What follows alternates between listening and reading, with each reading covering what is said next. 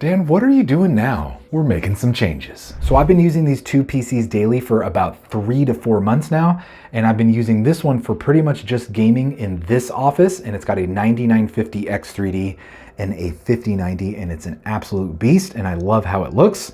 And then I've got this rig right here, which I built about 2 years ago, and I've been using this in my other office, and this has a 7950 X3D and a 4080 Super, and this has been used for pretty much just editing.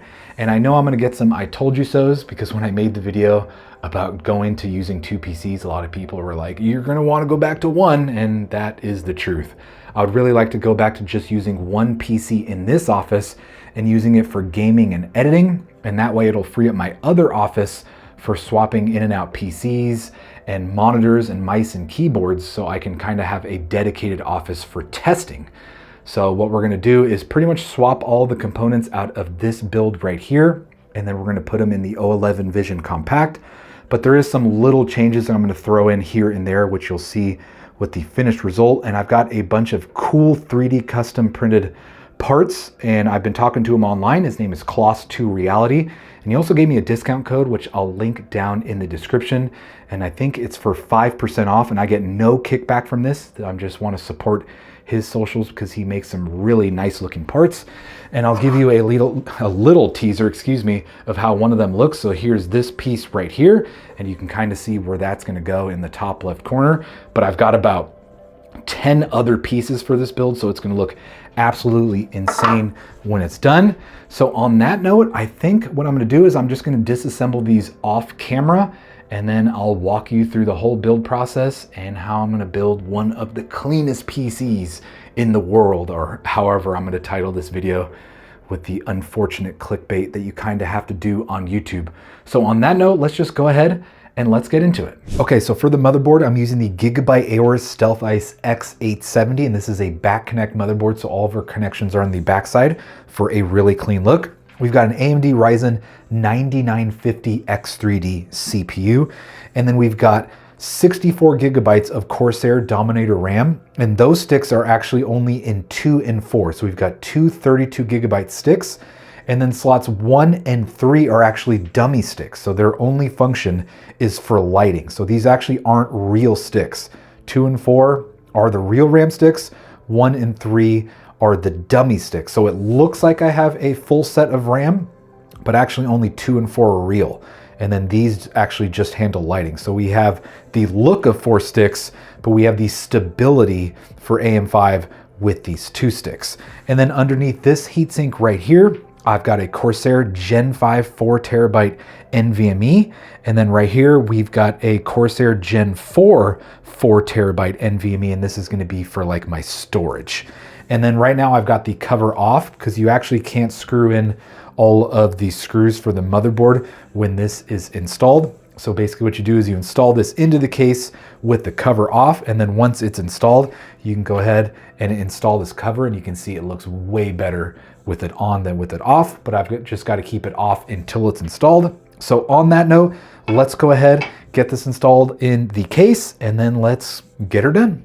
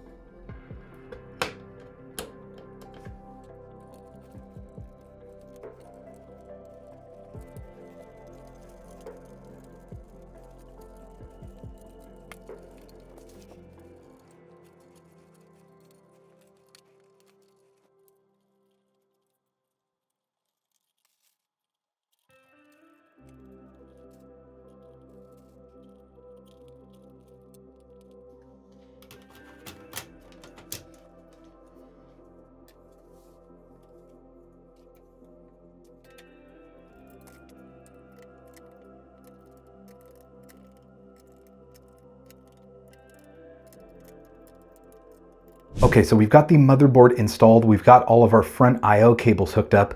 Then we also have the bottom and rear fans hooked up. And I ended up going with the Lian Li CL wireless instead of the SL wireless that I was using before. And I think these ones just match a bit better than the SL wireless, because the SL wireless are actually like an off-white, and then the CL wireless are more of a pure white, and they look really good. We've got 2 regular blade back here. We've got 3 reverse blade on bottom for intake, and then we're gonna have 3 reverse blade on the side on our radiator. And this is the orientation I've been running for 2 years, and it's been absolutely fantastic. So I am not gonna change it. So we'll have 6 intake and 2 exhaust. Then if we take a look at the rear, here's all of our front IO cable management. And then all of the excess cables are actually just kind of stuffed underneath the PC. And I've got those, underneath the case. And I've got those just zip tied together and just out of the way, so you can see we have this really clean look. And when we look from this angle, it's just very minimal cables inside the back, because you know I'm going for some clean cable management. And I do have some loose fan cables here for right now, but those will get tidied up once we move along a bit in the build. So we've got the AIO over here, and this is the Hydra shift. So it's normally meant to be mounted like this. You have that really minimal tube look. And then when you look at the side, you can see that the tubes are routed along the side of the radiator with these little brackets right here. But in this configuration right here, this actually will not fit in here. And we actually need this tube length so we can route it through this large square hole at the top. So what you're gonna have to do is you're gonna have to remove these right here, and then I'm gonna have to do kind of some trickery with the top part so I can get these tubes to actually fit within the side right here. So let me go ahead and show you how that's gonna work. So first we're gonna remove this cover right here. And then we're gonna go ahead and remove all of these. And there's 2 screws holding on each section. So let me go ahead and get those removed.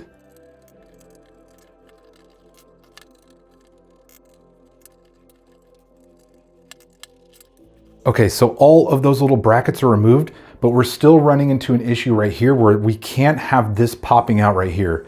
So what you're gonna do, and it's a little bit janky, but it's gonna work. We have this tab right here, and it's a metal tab. Let's see if I can get a little bit closer of an image. So I'm gonna have to bend this tab back just for a moment, just so I can route these tubes downward. So I'm gonna go ahead, grab this, and you can just do this with your thumb.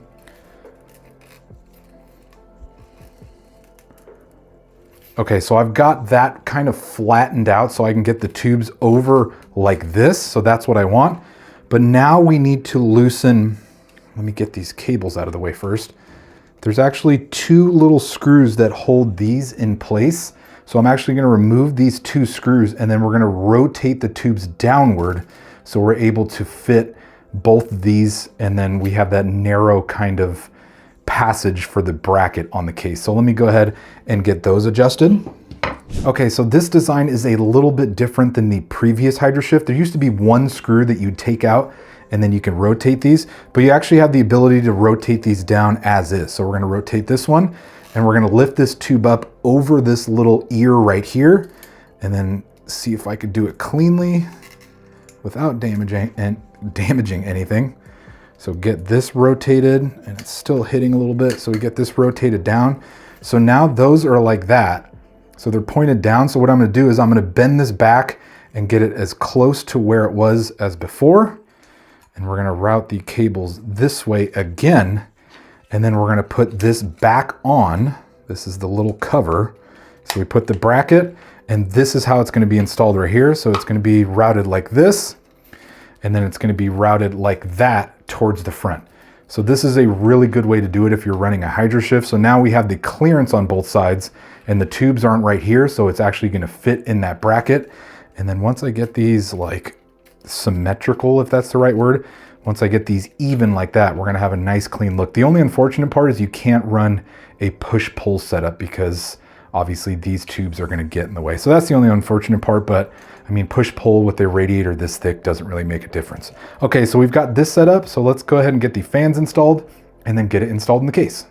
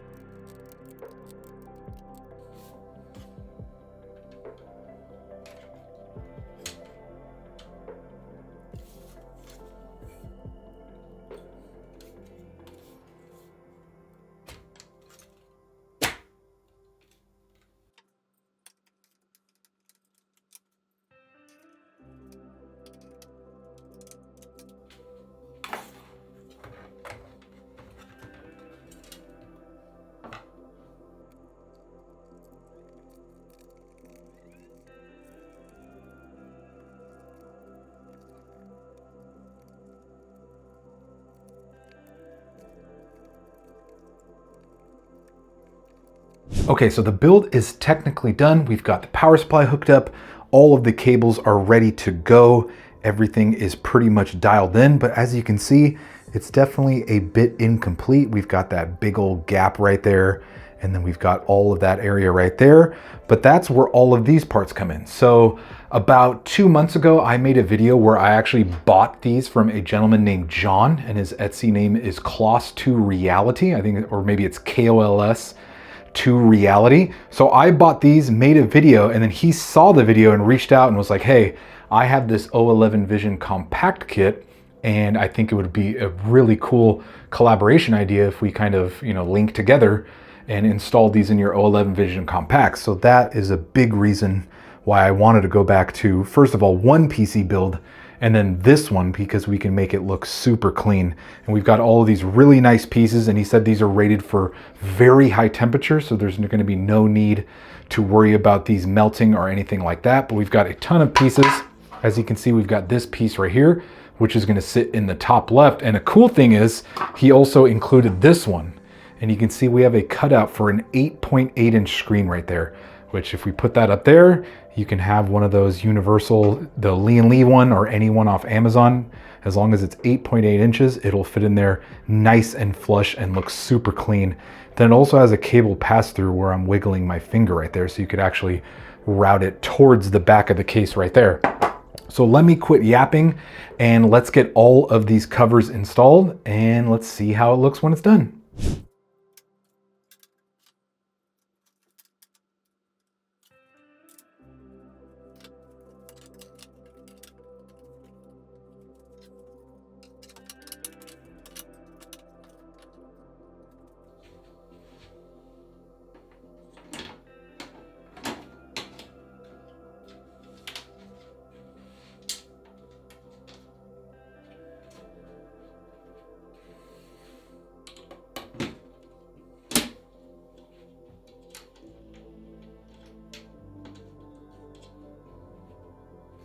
All right guys, so the build is all done and it looks absolutely incredible. I've got all the RGB set up and the AIO screen and all that normal stuff you've got to take care of once you install new components, but it looks killer and it is very, very, very white. It's almost like a sterile white, and it's coming off a little bit brighter on camera than it does in person, but it looks absolutely incredible. And I've always been a big fan of white RGB. So that's the route I stuck to with this build as well, and it just looks killer. And it almost doesn't even really look like a computer. I feel like there's no harsh lines, there's no like case openings, there's no grommets to be seen. It's just one really nice piece, and it just kind of all blends together extremely well. So I am super stoked with how this looks. And like I said, I've got the top left cover, and you can see there's no screen right there, but he did make me one additional one, which he does sell on his website. And you can see we have this cutout right here, and this is the Lee 8.8 inch screen. And I've already got the cable routed just so I can make it easier on myself to do this, but the cable's routed through there, and then I can just go ahead, feed this cable through, and then hopefully pop this in. So now I have this really flush mount screen in here that looks incredible, and there's actually magnets on this piece right here, so the screen stays in place, and then you can see the cable pops out the back. And then when it's installed, you can actually route that cable through this grommet. You could actually see I have one of my fan cables, these fans right here, so the cable comes out the top, comes through the back, and then I have it going all the way here, and then I have it going into the drive caddy, and I'll show you more of this later, but it's going into the drive caddy and then plugged into SATA power. So if you install the screen, you can also do the same thing. That comes out here and then it goes to a USB port, or you can route it internally with the USB 2.0 connector. But in my case, this is the USB 2.0 connector, and it's plugged into the extension cable that Lee provides, and that just goes to USB-A. So I'm actually gonna end up plugging it in to my motherboard, just a USB port. So let's go ahead and shift over to how that looks with the screen in there, and you guys will have to let me know which version you prefer, with it blank in the top left or with the screen. So let's go ahead and do it. Okay, so the screen is installed and this looks absolutely killer. I'm using the Highstar Midori wallpaper from Steam Wallpaper Engine, and this is the same one that I use on my main monitors when this is hooked up. Obviously this is not hooked up right now to it, but I use those on my monitors. And then I also have the matching desk mat. So obviously you can tell I really like the green theme, kind of the Japanese garden theme. And I've got that also on the screen. And then I've got a little JPEG snippet on my AIO screen as well. And now on the GPU. So I think we got a really cool theme here. The white and green and a little bit of black in there too. And it just looks absolutely incredible. So let me know down in the comments which one you think looks better. The non-screen version, where it's just a smooth upper portion up there, or with the screen. I have a feeling more people are gonna choose the screen, but you never know, so let me know what you think. But let's go ahead and take off these panels and then start talking about the build. Okay, so for those of you that may have skipped over the montage and all the parts I used, I'm gonna go over all the build specs again. We've got an AMD Ryzen 9950X3D, and that's being cooled by the Lianli HydroShift LCDS. And I'm really glad they went with the square version of the HydroShift, because it used to be circular, but because it's square, we have a bigger screen, and I think it just looks better, especially with the 8.8-inch universal screen at the top. I think circular would have been a bit out of place. We've got 64 gigabytes of Corsair Dominator RAM, and that's in slots 2 and 4. So those are the real RAM sticks. And then slots 1 and 3 are dummy sticks. So those actually aren't functioning RAM sticks. Those are basically just used for lighting and to make it seem like I have a full RAM kit, because AM5 is a bit more stable with 2 sticks. So slots 2 and 4 are the real sticks, and slots 1 and 3 are the quote unquote fake sticks, or the dummy sticks as they like to call them. So that looks really good. And then the motherboard is the Gigabyte Aorus X870 Stealth Ice, and it is a back connect board, and it looks absolutely killer with this build. And then we've also got the matching GPU, which is the Gigabyte Aorus Stealth Master Ice 5090. Just super, super clean. And the connector is actually right here, and I'll show you guys that in just a second, but it's got a hidden connector, so there's actually no connection on the front side. So that looks killer. And we've got the Lianli CL wireless fans going all the way around. We've got 2 regular blade on the rear for exhaust. We've got 3 reverse blade on the bottom for intake. And then we've got 3 reverse blade on the side for intake. So we've got 6 intake fans and 2 exhaust. And I've been running this configuration for about 2 years, since the O11 Vision Compact originally came out, and it works perfect. Temps are fantastic. I've done all my benchmarks and the PC runs super cool. So no need to change the configuration, although there is quite a few different ways to run fans in this. You could do 2 reverse blade on the rear for intake, and then the bottom's intake, and then you can do exhaust on the side. So there's actually multiple configurations, but I ended up just running this one because it's worked fine in the past. So I'm just gonna go ahead and stick to that. And I think I've covered all of the products on the front, and we'll get to the back in just a second, but I want to talk about some of these 3D printed panels. So we've got, I think in total, 7 panels. So we have this panel right here, which houses the 8.8-inch Lianli universal screen. And then that's actually just routed through the back right here. So I've just got the cable right here, and then it's just plugged into a USB port. And then the cool thing about this screen is you can use the software to change what's on the screen, or you can just bypass it so it acts as an additional monitor. So that's what I'm doing. It's basically just an added monitor in my setup, and I've just got a Steam wallpaper engine wallpaper on there. So it makes it really easy, and I think it looks really clean, because I could add a bunch of vitals to this, but as you can see, I have everything I need on my AIO screen, so I don't really need more vitals on top. I mean, I guess there's other things I could add, but I feel like it's unnecessary. So we have this 3D printed part, we have this section right here, and then if I go to the side, you can actually see it splits right there. So this is 2 separate pieces. So one piece, and then this long piece right here. And you can see that covers all of that side area right there. So we don't see parts of the radiator and that bracket right there. So that looks really clean. And then we have this section of the motherboard, which I believe I can take off with one hand. Oh, I actually got that nice and clean.